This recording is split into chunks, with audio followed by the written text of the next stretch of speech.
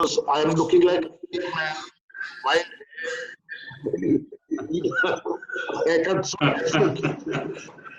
wife threatens to cut my hair. I know that. Okay, let's kickstart. Let's kickstart the seminar. Thank you all for joining us. Just some housekeeping. You can only see the panelists, as all the attendees can see that. Please do, all the panelists also requested the others who are not speaking to mute it so that there is less sound. And if any attendee has any questions, please either raise your hands or type it out in a message. I will receive it and then read it out to the panelists for when the Q&A starts. Or if you have any comments, we can then take that in the middle. So just quickly, I don't think the panel needs a big introduction, but briefly, the way I'm going to introduce it is, I think we have Justice Endlaw, who needs no introduction, but his biggest introduction as of now is that he's been on the original side head for the last, I think, over 2 years, and therefore we have the advantage of him being his knowledge being very fresh on the original side, and therefore IP litigation. We have Mr. Sethi, who probably does the maximum number of IP litigation from a senior standpoint, or in the vicinity as a senior. I'm certainly no match for it. I'm sure there are a few others, but I would still put him way up there. And then I have Mr. Praveen Anand, who undoubtedly is the largest filer on the IP side, in Delhi at least, if not in India. So we have 3 doyens and a smaller minion as your moderator to moderate the questions, and I'll also share some of my experience, largely as a senior advocate for the last 3 years, but prior to that, as a managing partner of a law firm. I'm going to kickstart the seminar with Justice Endlaw for your comments briefly on, and then I'll ask the other 2 panelists to also share their experiences, yours from a judge's point of view, Sandeep, yours from a senior's point of view, and Praveen, yours from a filer and an arguing counsel point of view. How has the challenge been? Justice Endlaw, if you could share some of your experiences with online courts, and what has your experience as a judge been? See, fortunately, it has. I was able to kickstart the hearings without calling for the physical files and without calling for anybody from the court to adjust the system. So that way, I must say that the softwares are very good. But with a rider over there, that I could do it, and I have done for the past 8 days of hearing, only because of the children also being at home, because I am not the machine savvy person. So I make one of them sit here when the hearing is going on, so that if there are any hiccups, because it has happened at times, one day actually that the system shut down. It probably was overworked. It had never been used, because yesterday the hearings went on till 4, the longest I have done in these 8 days. So at one stage it did have to restart. So the panic buttons were pressed, and but it restored itself all right.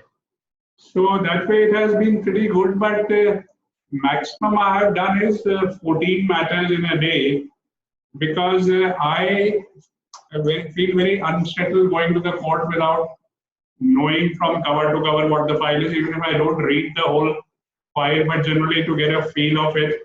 So what I have been doing is, because in the High Court, I think the biggest challenge which has been happening is they convert the filing in a PDF to a document file, and they make portfolio so that it can be bookmarked. Now that takes a long time, so that entire page for the day comes about 8 or 9 in the evening before. So that leaves only the morning, and I am much slower in reading. Normally I read my files, physical files, in the morning, but this I find very slow. I had in fact attempted e-court also when they were introduced. I have attempted it at 2 stages. But the challenge was of reading everything on an iPad or on the computer screen in the morning. But with 14 matters, it has worked all right. One could easily read the files. One didn't feel any strain or anything. The only difference is instead of marking, one has to keep by the side and keep writing whatever one's thought process are separately rather than on the same file or writing the pages on the first file. Else, I think by and large it's been a comfortable. In fact, with this level of comfort, one has thought that maybe it can be extended to the entire court if these circumstances were to continue. Then, and if we are to continue with video hearings only. And the third, the other difficulty which I have been finding is that a lot of lawyers as well as court staff have connectivity issues at their ends. So, for instance, my stenographers are they didn't have internet at their residence, so they have been using their cell phone data to connect for these hearings and to take dictation. Though the facility was provided to have a web meeting with them also for dictation for cold orders or for long orders, but that also didn't work out, so one has been doing that on the phone. And what I have realized is that the phone through the speaker is not as effective as handheld and to the ear. So that is a little challenge. It makes the dictation much slower. One is turning with the pages with the, because all these judgments are with physical files. These are my old pending matters. So that makes it a little slow, but otherwise, so far so good. And I think we can, compared to it's not as if it's totally unworkable. Thank you. Move to the next panelist, Justice Endlaw. Can I therefore announce at this forum that Justice Endlaw hereafter is going to read his files on electronic format and not physical files? Would that be safe to say, or Justice Endlaw will go back to physical files as soon as he can?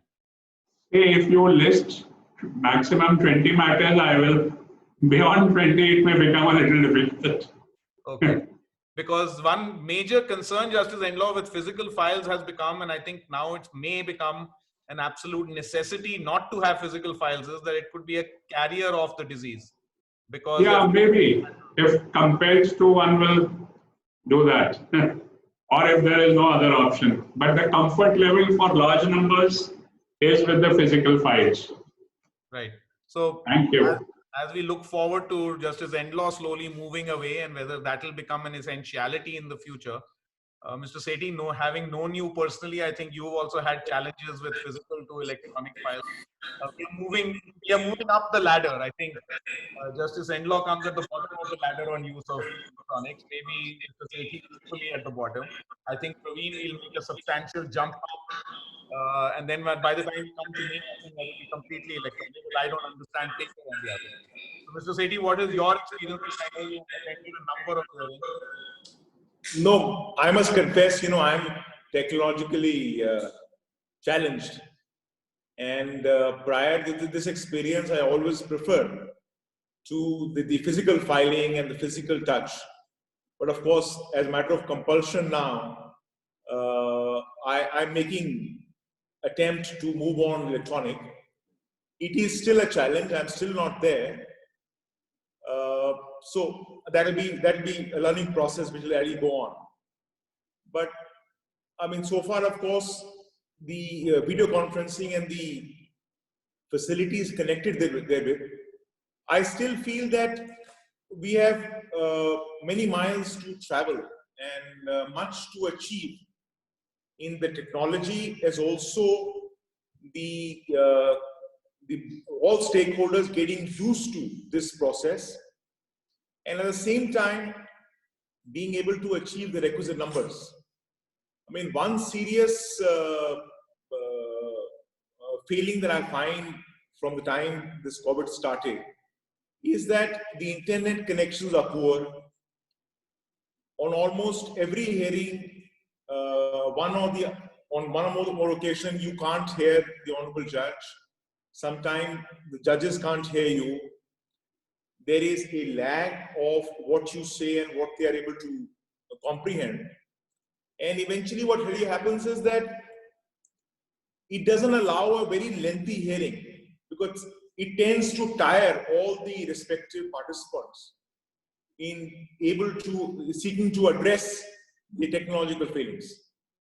But I guess that's part of the process, and in the absence of being able to go real and normal, this is something we have to live with, and at the highest possibly try and improve. That's my view. So we've heard from two people who are only in court and who get fired. So with Justice Endlaw, the person is at a distance, but the files are handled by a large number of staff members who are sending the files. That's a problem. Mr. Sethi's files also come from briefing councils who may have handled the file, and I think public distancing is going to be, social distancing is going to become a norm. Praveen, you run a large firm and interact with a lot of people. Is my voice feeble? I got a message that my voice is feeble. Is my voice not clear? No, you're clear. Okay. Clear to us, yeah. Yeah. And so, have you faced any challenges of managing a law firm, filing cases, and how have you coped with? And I would like to hear some positives on this as to what's a takeaway for a panelist here to run a firm which has now, were you already electronic? Did you make changes now? How has COVID changed the way you've run your firm? Thanks, thanks everybody. Thanks Chandra, thanks Justice Endlaw, thanks Mr. Sethi. This is, I've been saying it in hearings today, so Mr. Sethi will have heard this. This is a black swan event which has happened, a pandemic has come after 1968. So after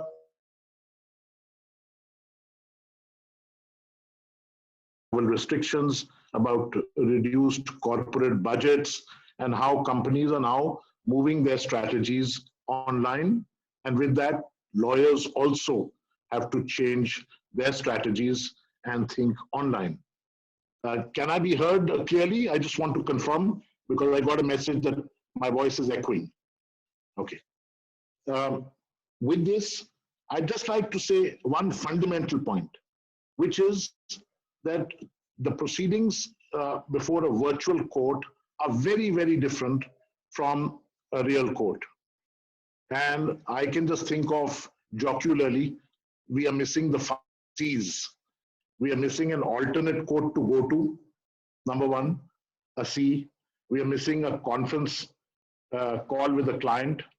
We are missing the chamber that we can rush to. We are missing the canteen. And above all, we are missing our chat with our friends. So it is a very staccato proceeding where one case has to end and another has to start after a lapse.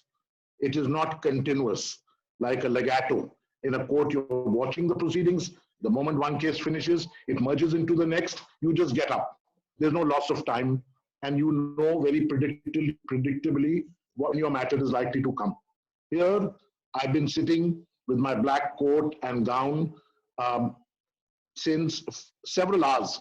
Yesterday, the hearing came at 7 o'clock in the evening. Of course, we got an order, but at 7 o'clock in the evening. Today, the proceedings were going on beyond 4:30. They would have gone on had I not stopped, requested the learned judge because of this seminar. So the uncertainty on time plus the buzz. Today, as Mr. Sethi rightly said, there's a latency. Somebody says something, you don't hear it then. So the lip movements are not synchronizing. Sometimes you don't hear at all. There's a loss of words. Sometimes there's a buzz because people have not switched off their mics. The technology, the connectivity, the software and hardware, we've not yet mastered. The other problem is that sometimes a file which you've sent to the court has not reached the court. It's reached, there's a VC1, there's a VC2. The judge says, no, I'm VC2. The previous judge was VC1. So the file has not been connected. That has been a problem. One matter got adjourned only because of that. Finally, you have no help at your end with bulky files. If you manage to get physical files, you're all alone at this end without any help as you would in a courtroom. Now, obviously, this means that the proceedings are going to be very different and we'll have to start getting used to things. I believe that the fundamental principle which will make the court system, the virtual court system work is time slots. Under our Rule 8, Chapter 18, Rule 4 of the 2018 original side rules, we have introduced a concept called time slots. And under the Commercial Courts Act, we have the spirit of having fixed time. I believe that time slots of, let's say, one slot could be a 10-minute slot. A hearing officer could decide this case requires 5 slots, or a final argument requires 15 slots. And after that, there must be a hard end, which means no more, give the rest in writing. Because otherwise, if you don't have time slots, a matter previous to you may continue for 2 hours, and you may be sitting there just waiting before a computer, not being able to go because the matter may suddenly reach.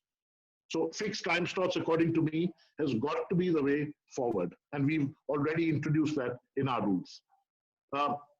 Also, we have to prevent waste at this time, which means waste of time. If I can carry a draft order to the court, Justice Enlaw has done it in several matters. That draft order can be seen. The judge can add his own portions to that order, but it can save a lot of time. You can quickly get the order, and also it can save the time of the court support staff. That's very, very important.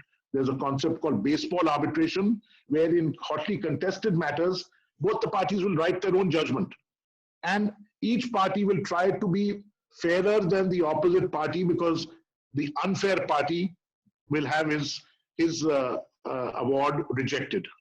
So in baseball arbitration, the concept of bringing your own judgment helps you put it in the words that you want, and yet, because you're trying to be fair to the opposite party as well, it's something which overall turns out to be quite useful and saves a lot of time. So I know there's time for the others as well. If you can come back to me, then I've got more points, but I think at this point I'll stop. I just wanted to quickly share some of my experiences. To be quite honest, other than lesser work, COVID has had no impact on my practice. I shifted to electronic almost 10 years ago, and I honestly can't understand today how people even read paper. I actually convert all my paper, even a newspaper is converted in the form of my subscribing on electronic. And it's just so much easier and faster to go on to pages. And Justice Enlaw, to answer your query, it's just so much faster once you get used to it, that paper files will take you 3 times the amount of time if it is properly bookmarked. And yes, it requires, as you like to read files from page to page, if you read the files page to page and bookmark them according to the way you like them, it is much easier. There is a question on filing by juniors and startup lawyers. I did hear a webinar by Justice Sanjeev Sachdeva the other day. I put it on our IPAA website. I urge you all to see that. It shows filing can be done. For example, appeals in the high courts can now be filed at district courts. You can upload the appeals from district courts for a high court filing. And the High Court currently, I believe, is working on your enabling a filing from individual law offices. And you can register today as an individual with your Bar Council certification, or as a law firm. If anybody in the law firm is certified by the Bar Council, you are able to upload files. 1. 2, Justice Sanjeev Sachdeva explained that there is a free service for scanning at all district courts as also the High Court. So you carry your paper file to these courts and they will scan it for you and upload it for you and link it and give you a pen drive with the electronic file. This service during COVID is free of charge. So the filing is easy. and the further follow-up becomes easy, and it's cheaper because you don't have to photocopy those number of pages. And it does explain how a judge's file, electronic file, looks into it, and Justice Sachdeva has actually pulled out screenshots of that. Those kind of markings, and I'm sure now, Justice Endlaw, you've probably seen it now as well with electronic files. As you, by the end of COVID, I'm sure you would be completely changed. Mr. Sethi, I'm hoping the same for you, since you've now started looking at electronic files. And Mr. Anand, I'm sure by the end of this COVID, with the dynamic personality you are, you will have changed your office to a completely electronic, which is almost probably 50 or 60% electronic. But I'm sharing an experience as a managing partner of a firm who runs a fully electronic firm. Please do look at other aspects. So moving on to our next topic. May I just chip in, Mr. Lal? Yes, yes, absolutely. See, for the last few days, we have started supplying the bookmark file as with the judge to the lawyers as well. So that request can be made and it can be sent on the email, so that we are having the same thing before us. So if you notice today, I want to just put out the positives of e-hearings. It is possible to share screens. Therefore, even though the hearings have, to my mind, become much more informal and more efficient, whatever I have not filed, I found in court people shuffling around saying, you haven't got copies for the other side, you haven't got copies for the judge.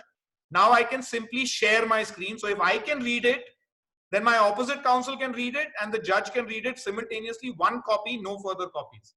That can be immediately emailed to the judge and the opposite counsel immediately there and then and be taken on record. The informality of filing is I can even upload documents and the judge says, now give me an affidavit affirming these documents or an index, but they'll be read as part of the order now. So I think these efficiencies in a personal hearing don't happen. And Praveen, of course, would love to see you in court, but we see more of you probably now on an online platform. We'll see Justice Endlaw more often on an online platform through webinars. So I think we can then share our particular chats and chai over each other in respective houses. Just very efficient. So I just wanted to move on to the earlier topic now. Pre-COVID, Justice Endlaw, again, we'll start with you. You've had a long innings with IP litigation. How did you see pre-COVID IP litigation and how does that reflect on the economy? Was there a change? Were there more patent filings? What kind of change have you seen since you became a judge to the last 2-3 years that you managed? And the same question will be for other panelists. Mr. Sethi, how did you experience this? Praveen, as you as a filer, how did you view the change in the last 2-3 years? I think there are 3 or 4 major takeaways in this.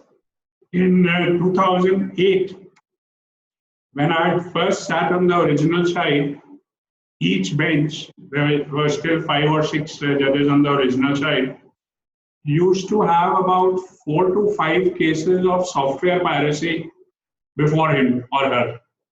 So that was the biggest chunk of the IPR litigation at that time. And by the time I came back in 2018, in 10 years, that litigation is totally wiped out. You don't come across that Microsoft or the Adobe cases at all. And which, when I inquired from all of you during the court hearing that what's happened to that litigation, I was told that scientifically the softwares have themselves started in detecting piracy. So that's why that litigation, plus there has been cost rationalization. So the piracy is not, software piracy is not so much more effective. I see that happening in several other arenas also of IPR. And I think that's a very positive sign that how, because IPR, as the name itself indicates, it's something to do with an idea which has been put into motion and workable. So this is a continuous process. The second thing which I noticed is that there is a decline in the trademark cases. That the number of cases coming are slowly going down. And my analysis throws up 2 reasons for that. Again, that the costs which the courts have started awarding. So it has become a deterrent to take a chance to infringe even for a short while. And the second, perhaps more important, is the way the courts have started looking at trademark cases. I think the law has become fairly well settled. And the principle that there need not be any trial in trademark cases, I think that has become quite acceptable in the court, and which results in the person knowing that even if he infringes earlier, the pirater or the infringer always thought that by the time the interim application also is decided, I would have made my money out of it. But today, that kind of time is not being taken in deciding the trademark cases. I don't know, I have not done the analysis. Perhaps Mr. Anand can help us with the statistics, whether that is true or not.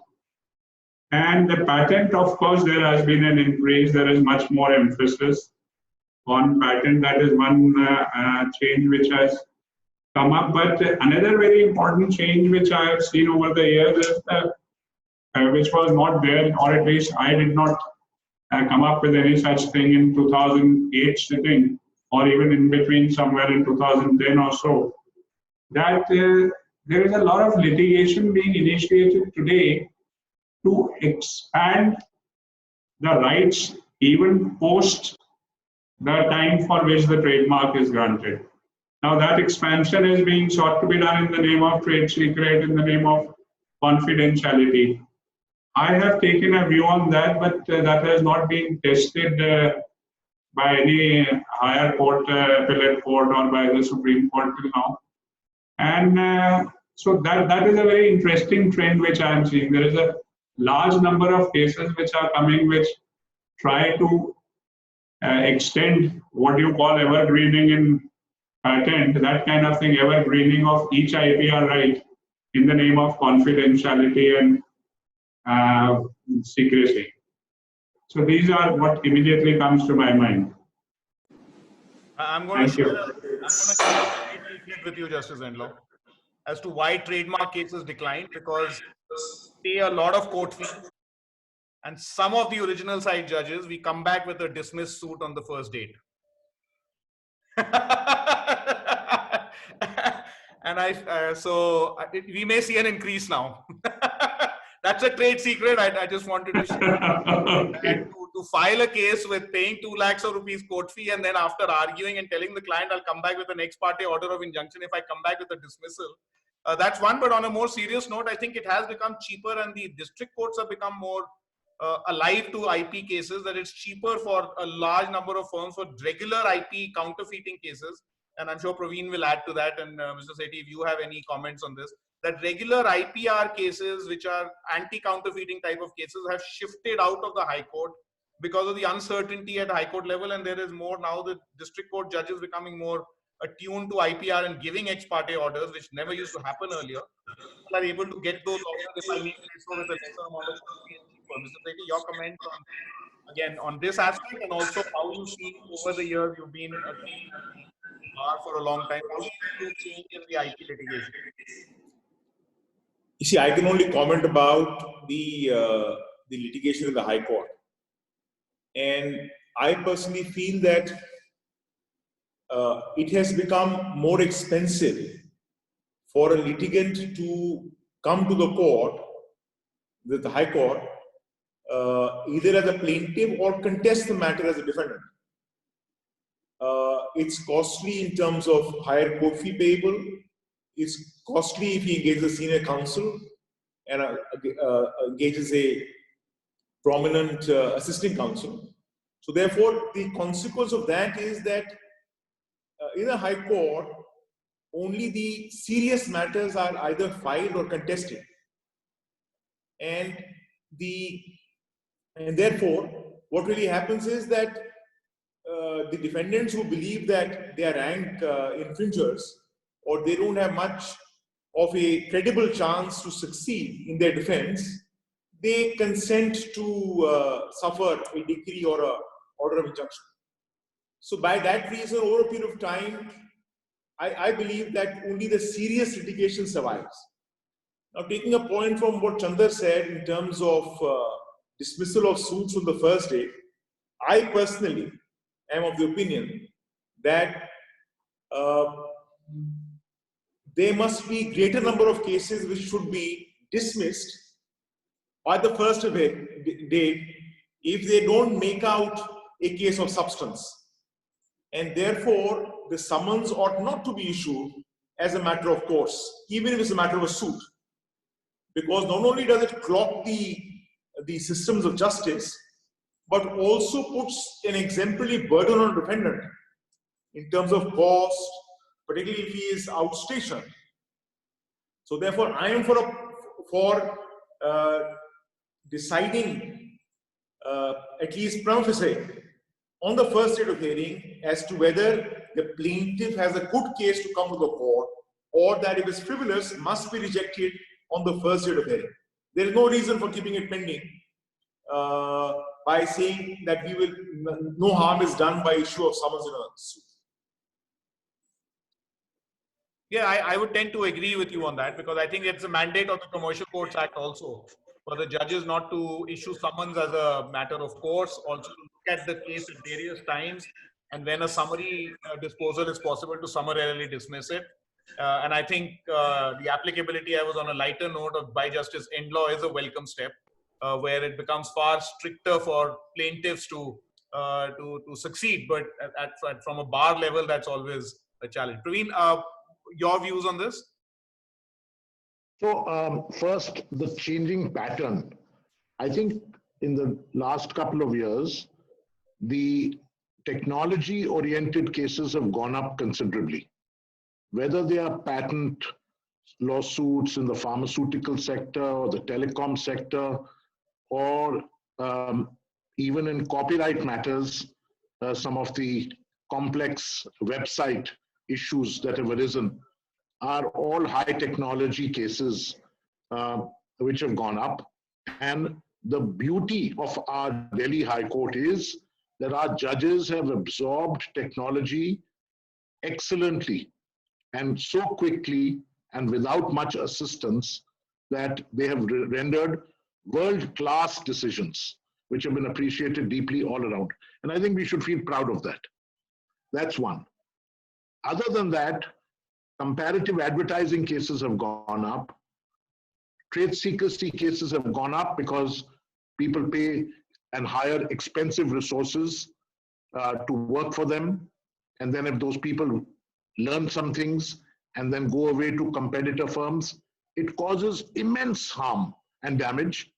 And there are no statutory provisions protecting trade secrets. So you can only rely on a common law remedy, breach of confidentiality. So those cases are very useful, very important, and those have gone up.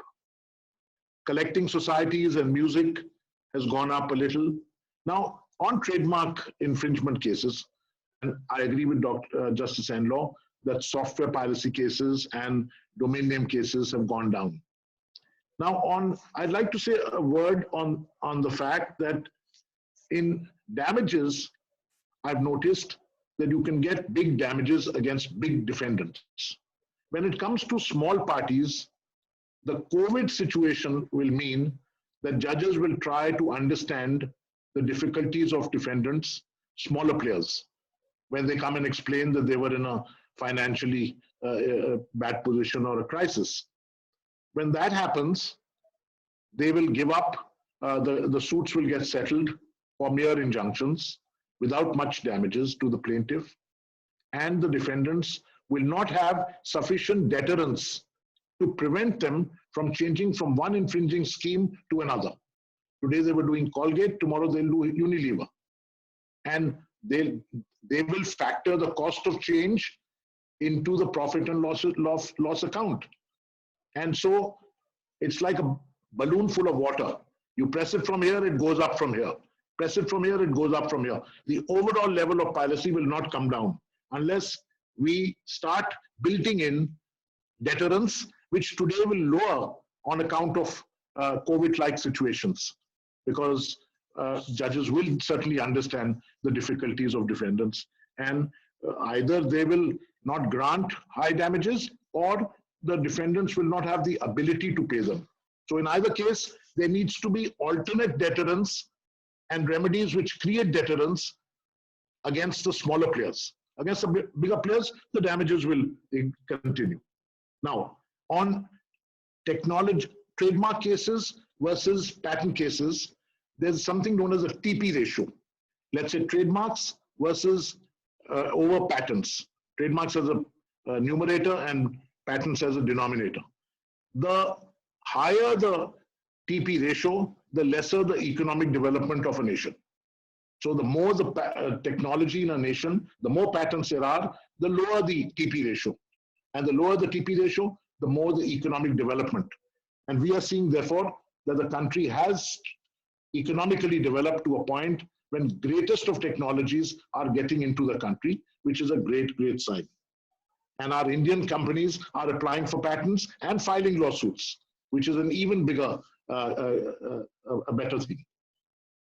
The transition also from, let's say, e-courts to video conferencing to v-courts, virtual courts, is a very interesting one.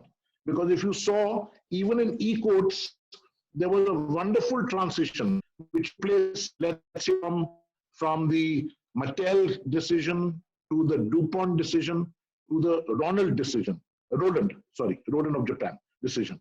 When Justice Enlaw said that you don't need the Indian High Commission to be present at the witness end in London. You don't need notary public to be present there. You need a wide-angle camera where you can just make sure that the person is not being whispered the answers. Justice Enlaw passed that decision. And that shows how technology is not only evolving, but also it's not only statutes and case law and rules, but also through these practice guidelines are laws moving forward. The way e-courts evolved or the video conferencing evolved, we'll see virtual courts also evolve over a period of time. Finally, last point, court fees. I believe that in these times, it is very, very important for court fees, and I think associations must make the endeavor to put forward a proposal that court fees be reduced so that more and more companies have the access to justice. And court fees either should be reduced or should in any case be deferred to a later point in or later stages of a lawsuit when it is clear that a settlement is coming through. Let the defendant pay for the court fees. Let the defendant pay damages enough to pay the court fees. So the government won't lose, but a deferment might help if an exemption cannot be done easily. I think that's it. Okay, so Praveen, you raised three very important points. One is time limit, and simultaneously you said that the litigation is becoming more sophisticated and technology oriented. Obviously, and Justice Enlaw, the question first comes to you, then to Mr. Sethi, and then Mr. Anand, back to you. With the limitation of time and the enhancement of the quality of litigation, and Justice Enlaw, I know we've argued a long matter before you with very technical issues. How in such matters can we restrict time and the judge comes back and says, you know, if you all leave in half an hour each, I have to write the judgment. So please give me more time. So will this become, is it not necessary for us to now separate the wheat from the chaff and say, for a type of cases which are less technical, we can do a written note itself and then enhance it to a video conferencing. But for more sophisticated patent type litigations or a trade secret type litigation where there's technology involved, where the judge needs assistance. Therefore, the argument time where we've had 5 witnesses is more. How do you balance the two of doing enhanced quality of litigation in a shortened period of time? I'd like to hear all my 3 panelists comment on this. This long hearings has never really been an issue with me, but I fully realize that it varies from judge to judge. Whenever I feel that I have understood the matter and my mind is made more or less subject to my further reading. I don't think I have faced a problem with any counsel who has still insisted upon going ahead with the hearing. Yes, the matter which you mentioned, I myself was at a loss. I had so many questions coming to my mind. So I did not have the, what should I say, feel to shut any of the counsels down, because I was trying to understand myself.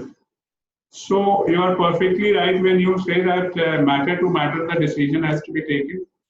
The only thing has to be that the counsels have to have the self-discipline, that if they are getting an indication from the judge that there is no further query required or all the points are answered, then they need not argue fully what they have prepared in the chamber. Thank you. I beg to completely agree with Justice Entlo on this subject. I think it varies from judge to judge, and of course, to an extent, also the ability of the counsels. Now, it will have to, no two matters are the same, and no two matters have the same complexity, or the volume, or the history, or the number of issues involved. So I personally feel that we can't actually set down for every matter a particular time slot. It will have to be left to the discretion of the judge. And I'm sure every judge dealing with a particular matter will be able to comprehend what kind of assistance he or she requires, whether it's less or more. We must also concede that on some subjects, some judges, maybe by reason of their prior knowledge or the number of matters they've done, or sheer knowledge on the subject, are able to grasp better. For example, let me take my own example. Somebody were to come to me for a tax matter of excise, which I would possibly, I don't do as a matter of course every day. I will certainly take more time understanding that matter as opposed to possibly a civil litigation, which I have done for a period of time. Similarly, a judge who has not dealt with a tax matter or a criminal prosecution as a lawyer or in the past will take a little more time to understand the basic principles, and therefore would require more time for the counsels to address. I personally feel that what could really help is, if the judges so require, for counsels to present the court only a short list of bullet points of their submissions in advance, and so as to give an idea to the honorable judge that this is what they're going to argue. The judge may then put to the counsel that you need not labor on 1, 2, or 4 issues because there are settled principles. Move on to something which may be an area of difficulty. But surely we must leave this to the discretion of the judge to control his court. I therefore don't feel that for every matter we can lay down an absolute time limit.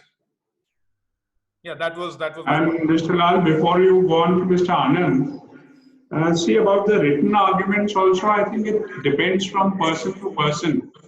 I tend to absorb much better from hearing the counsels, because see, the hearing entails a 3-dimensional picture, and you notice a lot of things, that on what emphasis is there, what point the counsel himself knows is not really the best point. And somehow I have always worked better with my notes of the verbal hearing rather than with the written arguments. So you don't agree with the concept of giving prior written arguments and limiting ourselves to that? No, I have not really followed that in the last 12 years. Right.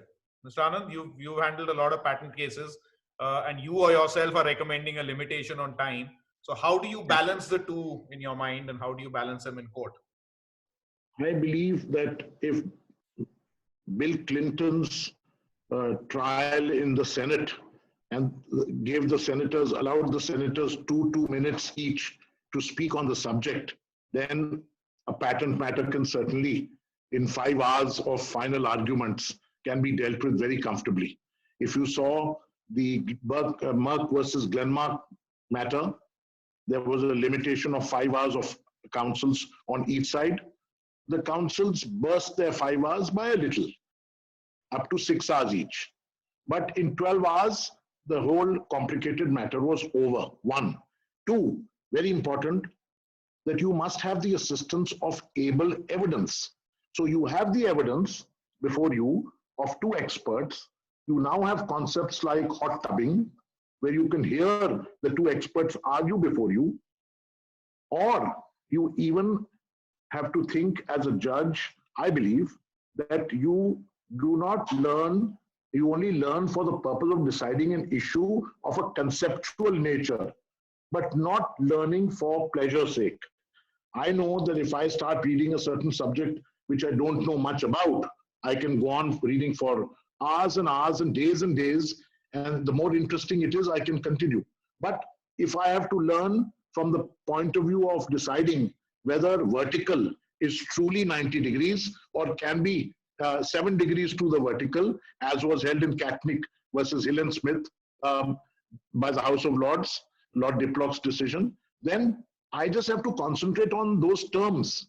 That is why you have Markman hearings, where you concentrate on a few terms rather than on the whole science of lintels and construction. So I believe it's a matter of it's important. Today, COVID has taught us that we have to go online, and in a virtual world, brevity is absolutely essential. Like it or not, we really have to be brief, and this is the only way to go. For the panelists who don't know what hot tubbing is, I think it's a very interesting concept where both the experts, the judge, and the 2 counsels are, the meaning is all sitting in a hot tub outside in a cold weather in semi-nude state discussing the case. So it's quite humorous, but physically speaking, it means that both the and of course it still hasn't been tested. I don't think there's been a hot tubbing incident as yet in the High Court, where both the expert witnesses are available and the judge can ask questions to the expert witnesses directly. Praveen, has there been a hot tubbing? That here, you take the clothes off of your opponent, not your own. I wanted a quick comment, Justice Endlaw. What about court fee? Is there any move to look towards relaxation of court fee during COVID, post-COVID, reduction? The Delhi High Court is one of the most expensive as far as court fee is concerned. Is there any discussion amongst judges to reduce that or to come up with another? No, that is the domain of the Delhi state government, right? Not of the court. The court had, of course, struck down the increase which had come into motion and also stayed it. And I have also done a lot of litigation outside Delhi, and I don't think Delhi has the maximum court fees. Delhi is one of the lower paying, lower court fee states. But with the minimum requirement of being in the High Court being 2 crores, it becomes 2 lakhs minimum to come. See, that also, I think court fee is a very small part of the litigation cost. So in the entirety of the litigation cost, it is not much. But there has been no talk. There has been talk, not now of late, but earlier one used to hear of the same court fees throughout the country. That has somehow not happened. In late 80s, there was a petition also in the Supreme Court to that. For that, I don't know what's happened.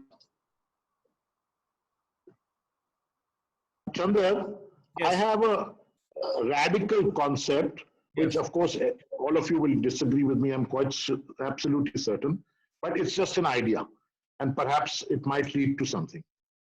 I think we now have the Commercial Courts Act, and within the Commercial Courts Act, where there was a clear signal to move rapidly forward with matters, there is also summary trials which is another movement within the commercial courts concept, a sub-movement to move rapidly forward.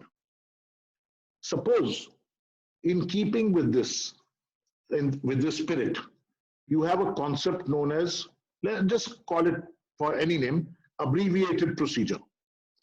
And that abbreviated procedure means you define it by a judgment or even by High Court rules that you will be limited to 20 pages plaint, 20 pages written statement, 20 pages rejoinder. So limited pleadings. You will be limited for documents 100 pages each, maximum, not bulky 4,000 pages. You will be limited for your evidence 20 pages and 3 witnesses maximum on each side. You will be limited to argue your interim for 1 hour, and you'll be limited for your final arguments for 5 hours, subject to little adjustments here and there. Suppose you define this as an abbreviated procedure, and a party proposes that I would prefer to have an abbreviated procedure. An opposite party who does not agree to this abbreviated procedure should have presumptions against him, namely on prima facie case, balance of convenience, irreparable injury, certain presumptions. You're not doing any injustice. You're just saying, if you're so sure of your case, agree to a rapid movement of the case forward. And if not, then have the presumptions. You still have an opportunity to go over these presumptions. So it's just an idea. At some point of time, maybe we can discuss it further. I saw Justice Endlaw make copious notes of that, and this is being recorded, so this will be played to you. There is an interesting comment from Arjun Nihal Singh, and I would like to read it. He says, students and young lawyers in the profession were earlier given lessons on advocacy, and a part of that exercise was also on how to tackle your opposite counsel. With e-courts and time-bound arguments with counsels being on mute, will the entire ballgame on advocacy also undergo a significant change? Should law schools also change their syllabus? But even professors at law schools will not have any experience to teach the students. What's the way out? Is this something that we should start at the student level now at least, so that the next lot of judges, lawyers, senior advocates who come are already savvy with some basic understanding of technology? Any comments from any of the 3 panelists who would like to? Justice Endlaw? That I think is already happening. I've said it repeatedly that the new generation is totally savvy with and very easy with it, and in fact more comfortable than paper with it. And that was the whole scheme behind computerization in the High Court, that all right, everybody cannot change immediately, but when we have the new generation of judges, they don't have to change from E to paper. And we see it happening as more and more judges who are coming in, they are all running e-courts rather than physical courts. But yes, whatever else needs to be taught by all means. And what Arjun has said about the advocacy part of it, see, according to me, there is a great learning experience in going to the physical courtroom. And that will definitely be missing. There is a charm of it. We will all be becoming machines if we are to sit in our respective cubicles and not meet each other. Let's not forget that there is a great amount of learning from interaction with each other, and from sitting in the cafeteria, from waiting in the court for your matter to reach. You hear how arguments are being addressed, and all of which is missing. In fact, yesterday only in one of the hearings, Mr. Rodgi was mentioning that this is a very strange system in the High Court, that you give slots. He was mentioning Supreme Court, we have everybody is let into the room. But then somebody corrected him that the moment your hearing is over, you are shut out. It's not as if you can watch after that also. But as a youngster, what I was told was to just sit from 10 to 4 in the courtroom and watch how different people, different lawyers are addressing, how the judges are reacting, what kind of action do they demand. In fact, a very interesting thing about Mr. Shanti Bhushan, I had occasion to do a lot of litigation with him. outstation litigation, even if you told him that the matter is going to be taken up post-lunch, he would insist that, okay, let's go to the court at 10 o'clock or 10:30, whenever it started. He said, I don't know how this judge reacts. Let me watch this judge. So it used to serve two purposes. First, by the time the hearing came, he was well versed what exactly the judge wants, how he wants to be addressed. And the second, there was a lot of pressure on the judge that the counsel is sitting since morning. So these are tricks of the trade which one learns along the way. And I said in another webinar that there is a romance of practicing in the court which is entirely missing. Mr. Sethi won't be what he is on the computer, and the same I think can be said more about you. Just on the same question, so wouldn't on teaching and also on you saying us sitting into courtrooms to learn, and Archana Sahadev asked this question, how far are we from telecasting court proceedings so that at least younger lawyers, as we have restrictions in entry to court, and I may be sitting in Bombay and I want to hear Justice Enlaw, how far are we on having those public hearings so that I can go online on a webinar and see what's going on in Justice Enlaw's court and how Mr. Anand and Mr. Sethi? I think the Supreme Court has seized on that issue. We should have a judgment soon or whenever. Yes. Yes, Praveen, you wanted to say something? Yes, I just wanted to say something on the previous, the question of the student. I think it's very important. This is good time to not only get digital in your mindset, in your training, get used to Team and Microsoft Team and Zoom and SharePoint and other technologies like that. Get yourself an electronic signature, very important to get yourself an electronic signature. But it is also a good time for learning. It is good time when we sit at home. There's a lot of skill building that we can do. There's a good time for networking. It's a good time for streamlining your operations to save overall costs and other things, and developing newer products and services. Having said that, I think don't abandon your dreams.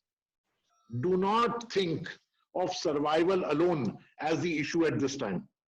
Think positive. I think that's a very, very important, like Henry Ford said, whether you can do it or you can't do it, both are right. Both are right. It all depends on your ability and which way you turn it. So I think that's a very important message that I'd like to give that student. Yes.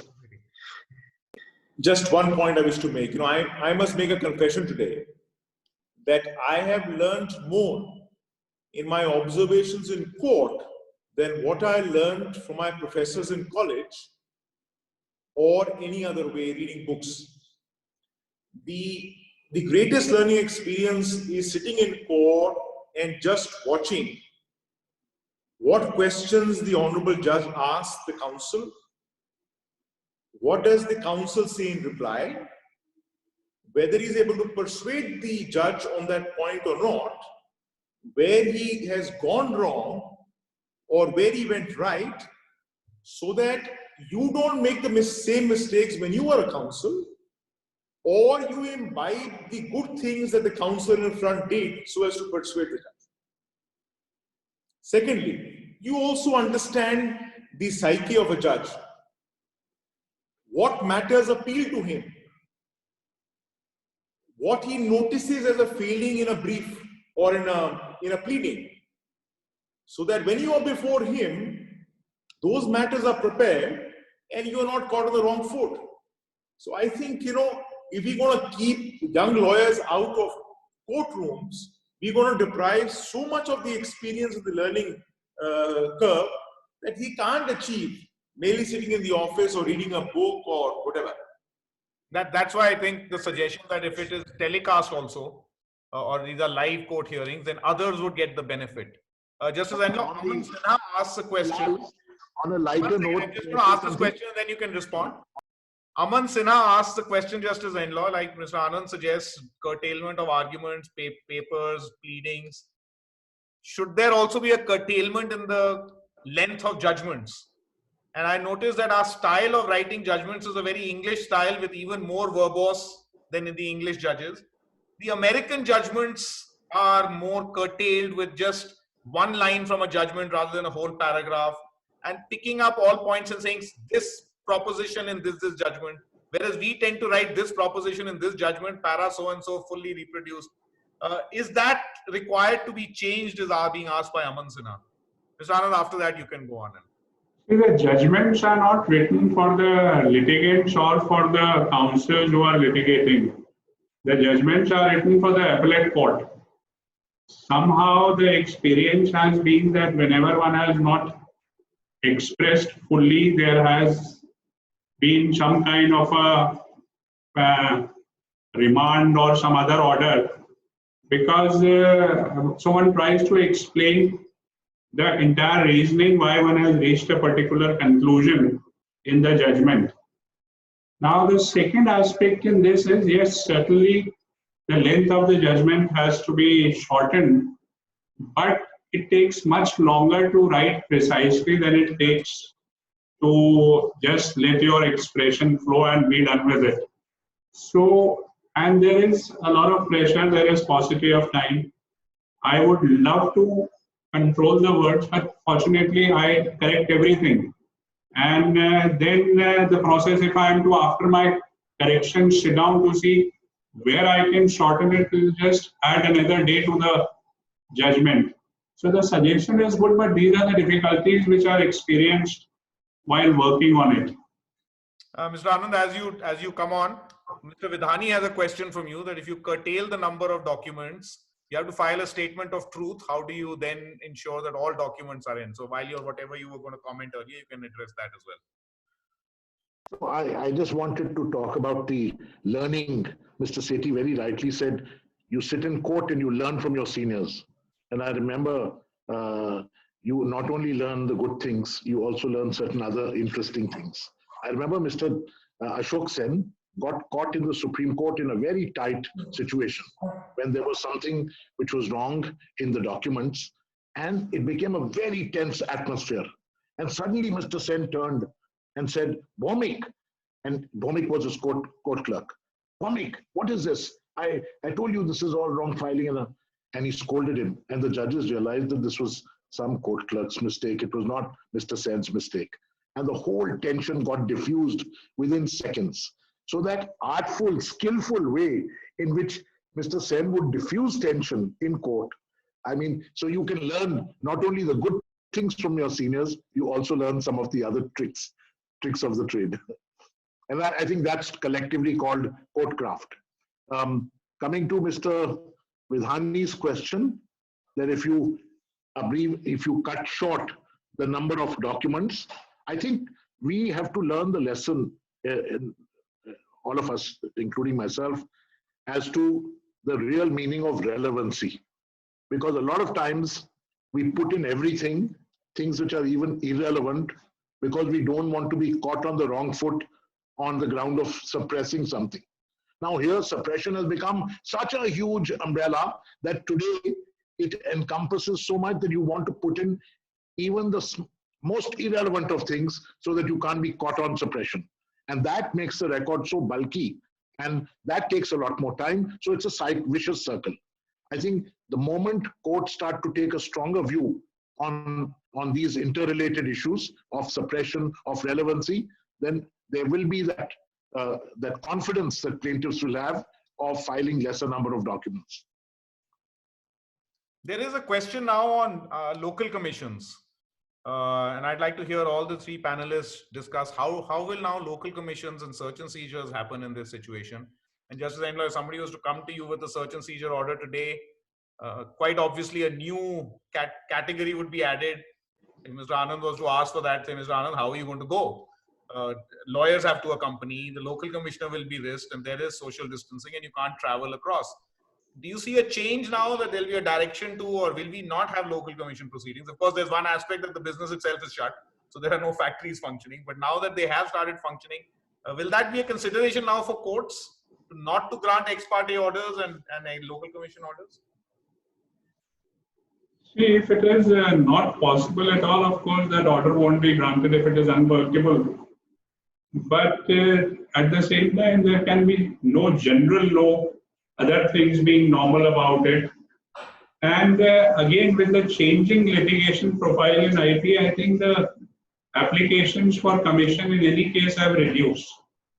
But otherwise, to say that counterfeit goods should not be seized would really defeat the suit.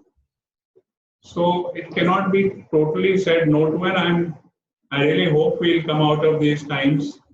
And maybe if there is an urgent need, the court would say that in spite of the lockdown, this has to be carried out. Mr. Anand, are you filing still, or is that a consideration that you take into account? Now, I believe that there has to be a balance, which means a blend of doing something physical and doing something online.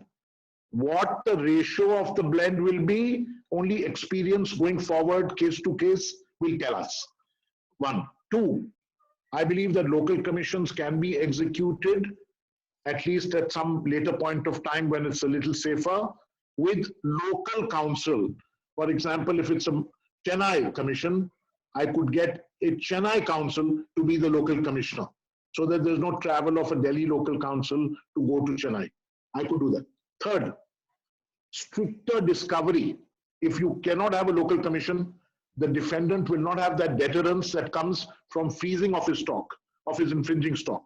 So stricter discovery on how much did you produce, and disclosures. Very, very important.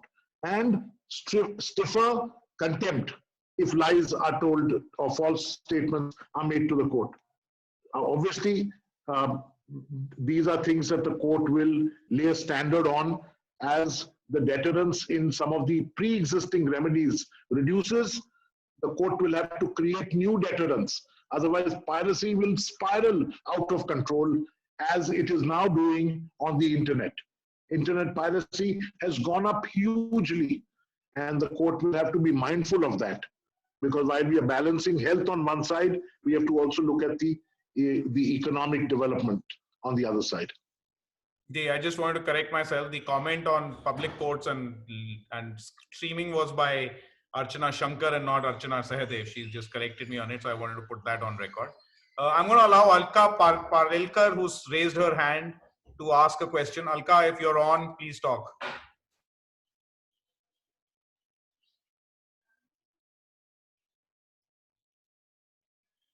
Alka, are you there? Okay, maybe not. Arjun Arora, you have raised your hand. I'm going to allow you to talk.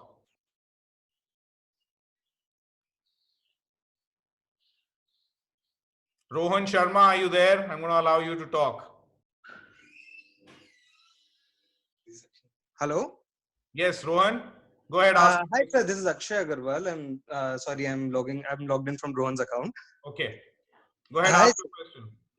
Yes, sir. I had a small question about local commissions which would be in Delhi but may lie in containment zones, because a lot of the markets which we have where the commissions are executed are very congested markets, and they may be red zone or they may be an orange zone also later, but the chance of spread is very high over there. So would we be having any ways to tackle that situation? Praveen, you want to take that question?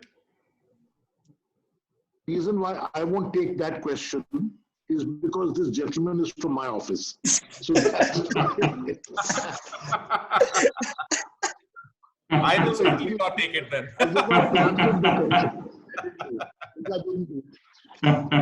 Mr. Sethi, you want to answer that question? Yes, let me answer that. You see, if it's a containment zone, you really can't access it. That's one. Two, possibly you see that business is not being undertaken if it's in a containment zone. So that should address that. But just to answer an earlier question which was raised by Chandar, I think even in today's environment and the so-called partial or full lockdown, there would be a large number of cases where it would be absolutely necessary to appoint a commissioner. Take a very simple example of a ex-employee seeking to deal with confidential information of an ex-employer, which would cause serious damage to that information. Wherever the man is located, you will need a local commissioner's order to access his computer and his systems so as to prevent him from dissipating the information. Because if he once dissipates it, it will possibly cause irreparable damage. So even in today's trying circumstances, there would be a real need for an appropriate order of appointing a commissioner. I would assume, Justice Enlaw, you can chime in here as well, that if there is such a serious situation, you would ask that the local commissioner goes to the authorities, maintains all the decorum of a lockout zone, but is able to still conduct, with the help of the local police, to go isolated to the location and maintain all the social distancing while conducting the search and seizure.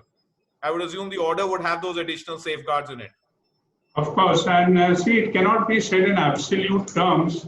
Depending upon the facts, the two interests will be weighed against each other. The larger public interest of possibility of spread owing thereto, and the interest of the plaintiff or the defendant in that case. Correct. Roma Arora, you had a question. I've put you online. Can you want to ask the question? We do have 10 more minutes, so anybody else raises their hands, I'll put them online and so that you can ask your questions. I know there are some comments. But Then, Mr. Lal, may I ask? Yes, certainly. I wanted, since all of you experts are here, how are we dealing with this, the medicine which is everybody is looking for? Has anything been thought that as and when it is found, how it is going to be made available across jurisdictions, or we'll start thinking on those lines once it has been discovered by an entity, because that may lead to loss of further time.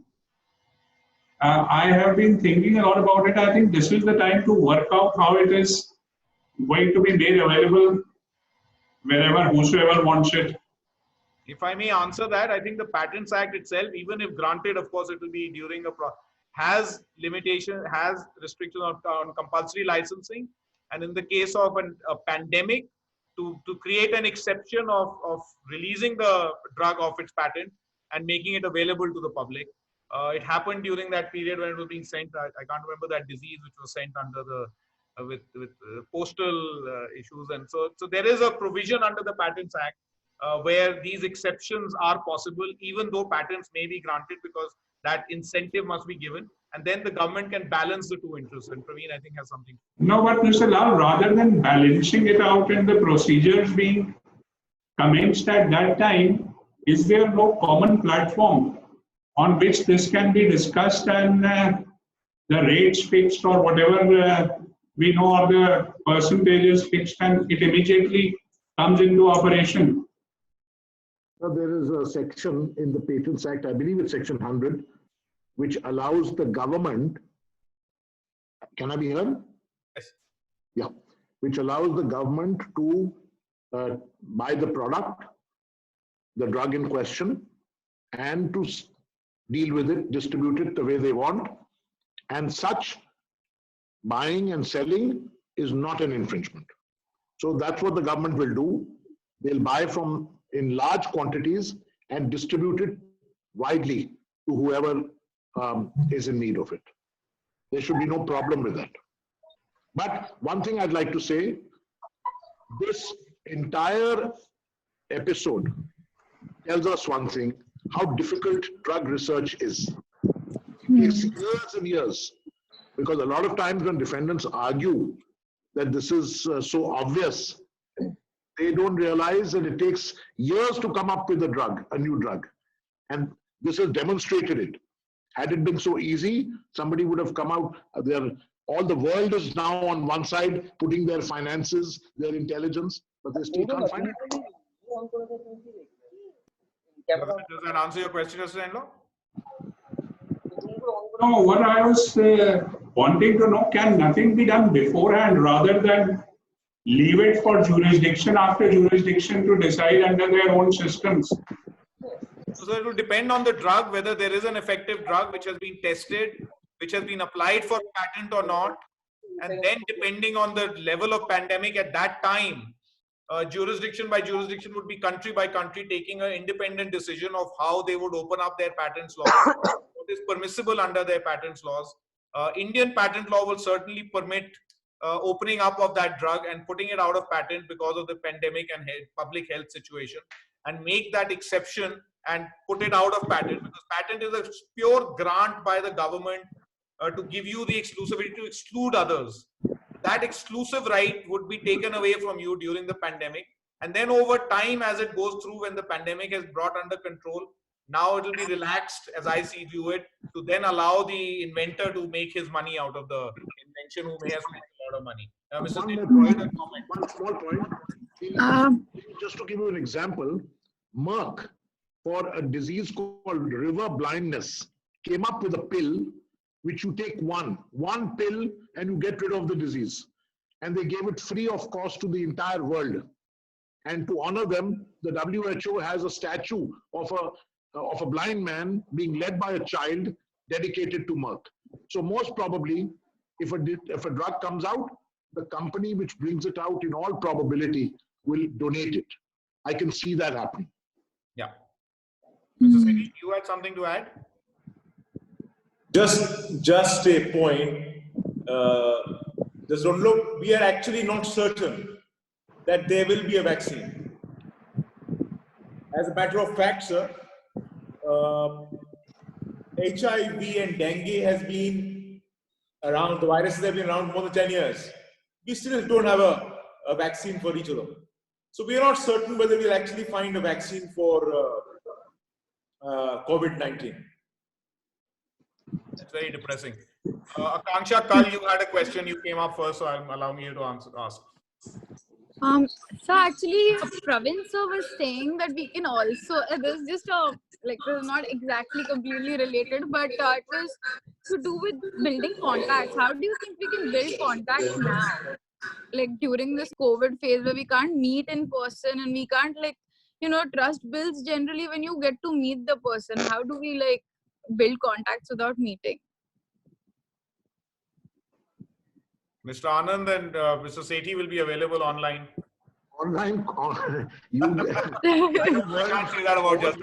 He's doing online dating and you can't make contact. There you go. You have your answer. I think you can. I can quickly just give you a quick answer to that. That social media for your generation is so easy to use to build contacts, and you probably build more contacts and talk to your friends more on social media than personal meetings. So use that to your advantage now, where all of us are available on social media, easier to reach out. You'll find it more difficult to reach Mr. Anand's office or Mr. Sethi's office, but you may find it easier to email them or WhatsApp them and get an answer, a shorter answer. Okay, thank you. Will remain unavailable. Ranjan, you had a question. Right. Am I audible? Yes. Excellent. Very interesting discussion. I just have a question or a comment in the form of an observation.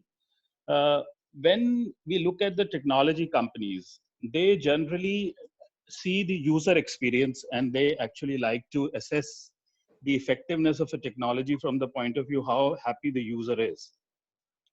Here we are in a scenario where the courts are going to now adopt the technologies, the e-courts, the virtual courts, etc.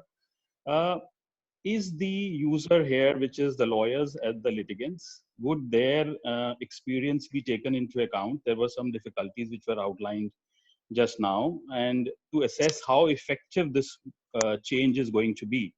I mean, if I may be bold to say that when we look at the physical courts, there is a very little user experience that is, been assessed so far.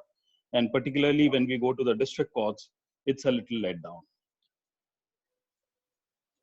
That's all I wanted to say. Okay. Somnath, you had a question? Yes, sir. Am I audible? Yes. Hi, good evening, everybody. It's a nice discussion. My question is that, say, there are a lot of counterfeit and infringement are going on online or in a physical world. say in the particularly in this pandemic situations, now if there will be any restraint order by the honorable court, so can't we publish this particular injunction order on a newspaper online or in a physical newspaper, so that public will be more aware about the injunction order, and public will should restrain themselves from purchasing this particular drugs, because mask and there are a lot of things which have been counterfeiting. So can this be possible, that so that the moment this injunction order will be passed, so it will be get published in the newspaper, so public and the shopkeeper will be much more aware about this. Thank you so much. That's all. So publication is done. I think most law firms today will publish good orders that they obtain. The client is always hesitant. It's a decision to be taken whether to publish or not to publish. You don't want information going around that your drug is heavily counterfeited. People will not even purchase it then. So it's a balance between the two. How much you want publicity, or you just want the defendant who's been counterfeiting quietly to be removed. You don't publicize every injunction. You're very careful with what you publicize, because it sends a message in the market that there's a lot of counterfeiting of X, Y, Z product, and therefore the tendency for consumers not to make a purchase of that product thinking they may get a wrong product. Thank you, sir. Avi, you had a question, and next after that, Abhimanyu, that will be the last question. Yes, am I audible? Yes. So the post-COVID era will see consumers indulging more on online shopping on e-commerce platforms, and it would be preferred over brick and mortar shops. So how does the law keep up with the change in the circumstances? Would the law surrounding the intermediaries change, and would the threshold for holding them liable decrease? Justice Enlaw, you've been handling these issues. I'll defer to you. I could. Yeah, and now I can speak about them. Yes. Earlier I recused. I know Mr. Sethi is handling them. I know Mr. Anand has been handling them. I know all of us have been. See, this issue has been decided.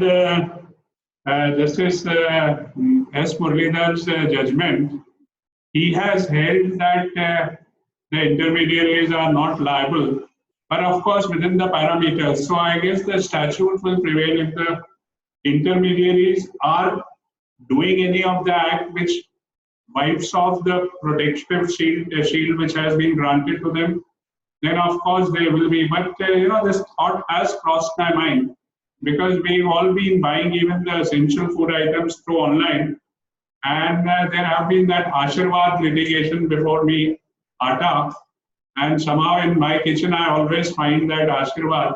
One doesn't really know whether it's the intermediary is sourcing it from the correct source or not. So, see, the difficulty there is you don't find the infringer. The details with the intermediary are never enough to identify the infringer. So that matter has been going on, I think, for the entire duration.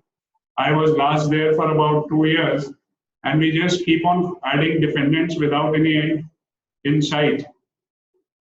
So yes, it will increase, and maybe some guidelines for the intermediaries have to change to verify the particulars of the persons from whom they are sourcing. Thank you. And an important issue, if I may add to what Justice Enlaw said, important issue is that online platforms can't be given a preferential treatment with brick and mortar.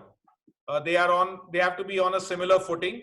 There are certain exemptions they are given under the Act, and they must comply with those exemptions to get the benefits of being excluded from certain acts. And the main platform of that is that they should not be the people making the sale. They only provide the platform, the flat platform on which people build their homes. So long as that is done, they are safe. But the moment they start indulging in like a brick and mortar, I think the situation somewhat changes. But it's all very tumultuous right now, with the courts being seized of this matter. I know Mr. Sethi is arguing quite a few on behalf of intermediaries. I'm in a few against. I know Mr. Anand is also engaged in both sides of the cases. So I don't know if both of you want to add anything more to that.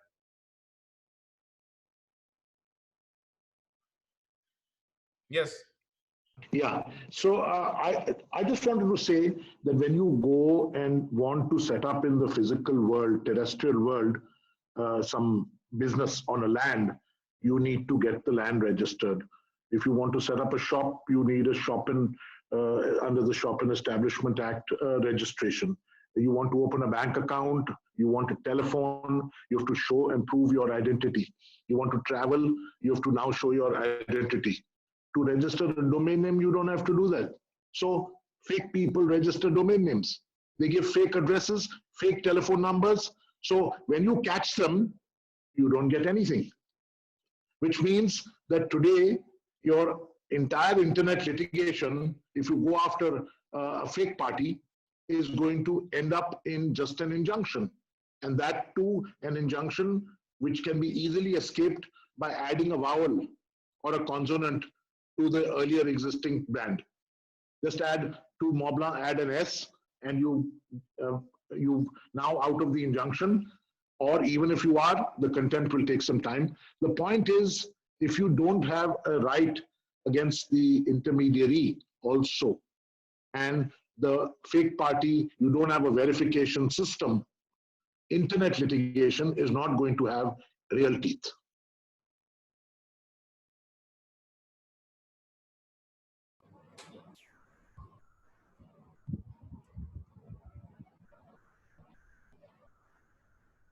Abhimanyu, we're going to give you the last question. We're running out of time, so it's over to you.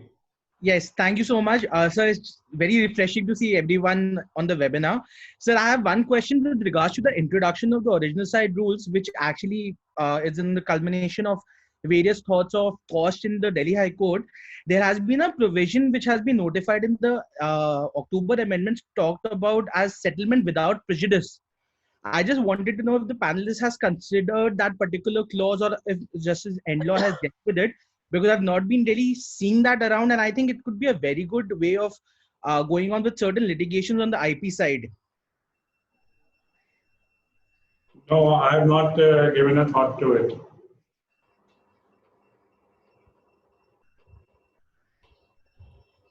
Okay. Well, thank you very much. In particular to Justice Endlaw for agreeing to come on a public platform like this and so openly. Mr. Sethi, I know you're a busy counsel. Thank you for taking judgments on your hearing. Mr. Anand, likewise for you. I know both of you had to leave Honorable Justice Jyoti Singh, and you're very disappointed with that. So my apologies to Mr. Jyoti Singh as well. This was a very, very productive, in my mind, a very productive webinar. And thank you so very much for participating, to all my participants, and over 400 participants. And thank you, Mr. Lal, for doing a remarkable job. Excellent job, Mr. Lal. Thank you very much. Thank you. Thank you, Chandra. And good evening, Justice Endlaw, and wish you all good health. Thank you. Thanks to everybody for listening. And all the best. E-files to you very soon. Thank you. Thanks.